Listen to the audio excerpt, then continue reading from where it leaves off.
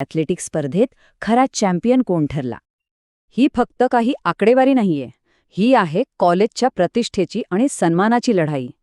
प्रत्येक धाव, प्रत्येक उडी आणि प्रत्येक फेक ही फक्त मेडलसाठी नाही, तर कॉलेजच्या अभिमानासाठी होती. चला तर मग जरा खोलात शिरूया आणि बघूया की या आकड्यांमागे नक्की काय दडले. तर सुरुवात करूया त्या चुरशीच्या स्पर्धेतून, जिथे खरं सांगायचं तर प्रत्येक सेकंदाचा 100वा भागसुद्धा खूप महत्त्वाचा ठरतो. ॲथलेटिक्समध्ये विजय आणि पराभव यात अंतर अगदी केसा एवढं असतं आणि इथेच खेळाडूंच्या कौशल्याची खरी परीक्षा होते. सर्वात आधी जाऊया थेट ट्रॅकवर, जिथे सगळ्यात जास्त थरार असतो. हो, मी बोलतोय स्प्रिंट्स, हर्डल्स आणि रिलेबद्दल. इथे फक्त आणि फक्त स्पीड महत्त्वाचा असतो, बाकी काही नाही.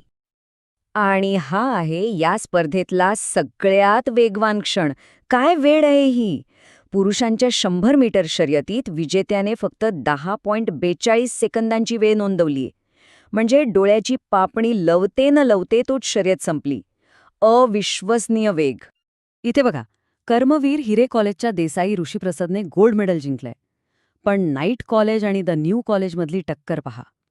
अगदी जवळची लढत. इथूनच खऱ्या स्पर्धेची ठिणगी पडली असं म्हणायला हरकत नाही. आता इथे बघा, द न्यू कॉलेजची स्ट्रॅटेजी किती स्पष्ट आहे. त्यांनी सुरुवातीपासूनच हर्डल्ससारख्या महत्त्वाच्या इव्हेंटमध्ये पॉइंट्स गोळा करायला सुरुवात केली. एक हुशार खेळी. आणि ही बघा त्यांची कामगिरी. द न्यू कॉलेजच्या विकास खोडके आणि सार्थक शेलार पहिलं आणि दुसरं दोन्ही स्थानं पटकावली आहेत. म्हणजे डबल धमाका. कॉलेजसाठी हे गुण खूपच महत्त्वाचे ठरणार आहेत. पण थांबा, हे लढाई इतकी सोपी नव्हती. आता वळूया महिलांच्या स्पर्धेकडे. आणि इथे गोष्टीत एक जबरदस्त ट्विस्ट आहे. महिलांच्या 4x100 मीटर रिलेमध्ये विवेकानंद कॉलेजने द न्यू कॉलेजला हरवून एक मोठा धक्का दिलाय. म्हणजे स्पर्धा अजून संपलेली नाही.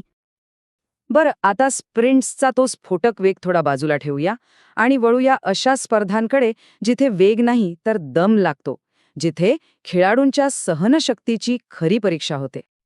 फरक बघा किती मोठा आहे.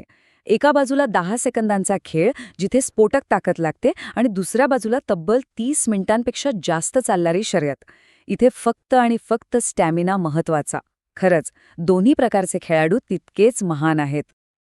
ही वेळ पहा, 30 मिनिटं 35.76 सेकंद. पुरुषांच्या 10,000 मीटर शर्यतीतला हा विजयी क्षण आहे. Arts, commerce and science college गडिंग्लजच्या विशाल बनसोडेने ही अविश्वसनीय वेळ नोंदवलीय. काय जबरदस्त स्टॅमिना दाखवला या खेळाडूने. पण या संपूर्ण स्पर्धेतली सगळ्यात अविश्वसनीय कामगिरी जर कोणती असेल तर ती आहे द न्यू कॉलेजच्या सृष्टी श्रीधर रेडेकरची. तिने 10,000 मीटर शर्यत जिंकली आणि गंमत म्हणजे तिच्यानंतर दुसरी स्पर्धक तब्बल 15 मिनिटांनी फिनिश लाईनवर पोहोचली. याला म्हणतात खरं डॉमिनेशन, एकतर्फी विजय. चला आता ट्रॅकवरच्या धावण्या पळण्यातून बाहेर येऊया आणि मैदानावर जाऊया, जिथे ताकद, अचूकता आणि तंत्रज्ञान या तिघांचाही कस लागतो. तर फील्ड इव्हेंट्स म्हणजे नेमकं काय? सोप्या भाषेत सांगायचं तर जम्पिंग आणि थ्रोईंगचे प्रकार. म्हणजे गोळाफेक, थाळीफेक, भालाफेक, उंच उडी. इथे फक्त पळायचं नाहीये, तर स्फोटक शक्ती आणि परफेक्ट टेक्निक वापरावं लागतं. द न्यू कॉलेजने ट्रॅकवर वर्चस्व गाजवलं, तर शिवराज कॉलेजने उत्तर दिले ते फील्ड इव्हेंट्समध्ये. पुरुषांच्या थाळीफेकमध्ये बघा, पहिलं आणि दुसरं दोन्ही स्थानं शिवराज कॉलेजने पटकावली आहेत. म्हणजे जशास तसं उत्तर. 58.15 मीटर. विचार करा किती लांब असेल हे. पुरुषांच्या भालाफेकीमध्ये डॉक्टर जे मगदूम कॉलेज ऑफ इंजिनिअरिंगच्या ओंकार संजय किल्लेदारने तब्बल 58.15 मीटर लांब भाला फेकला आणि गोल्ड मेडल जिंकलं. अप्रतिम थ्रो. आणि ही स्पर्धा फक्त 2-3 कॉलेजपुरती मर्यादित नव्हती. इथे बघा, नाईट कॉलेज इचलकरंजी, महावीर महाविद्यालय, DKSC कॉलेज, वेगवेगळ्या कॉलेजेसच्या खेळाडूंनी वेगवेगळ्या इव्हेंट्समध्ये विजय मिळवले. यावरूनच स्पर्धेची व्याप्ती लक्षात येते. बरं, वैयक्तिक विजय तर खूप झाले, पण आता वेळ आली आहे त्या अंतिम निकालाची, ज्याची आपण सर्वजण वाट पाहतोय. कोण ठरलं ओव्हरऑल चॅम्पियन? चला अंतिम गुणसंख्या पाहूया. सर्वात आधी पुरुषांची टीम चॅम्पियनशिप. एकूण 13 स्पर्धा झाल्या आणि प्रत्येक स्पर्धेतले गुण मोजल्यानंतर निकाल समोर आलाय. आणि स्पर्धा खरंच खूप चुरशीची होती. आणि पुरुषांच्या सांघिक चॅम्पियनशिपचा मानकरी ठरला आहे द न्यू कॉलेज कोल्हापूर. एकूण 52 गुणांसह त्यांनी ही चॅम्पियनशिप जिंकली आहे. त्यांच्या जवळचा स्पर्धक शिवराज कॉलेज 38 गुणांवर दुसऱ्या स्थानी राहिला. म्हणजे एक स्पष्ट विजय. आता वळूया महिलांच्या चॅम्पियनशिप निकालाकडे.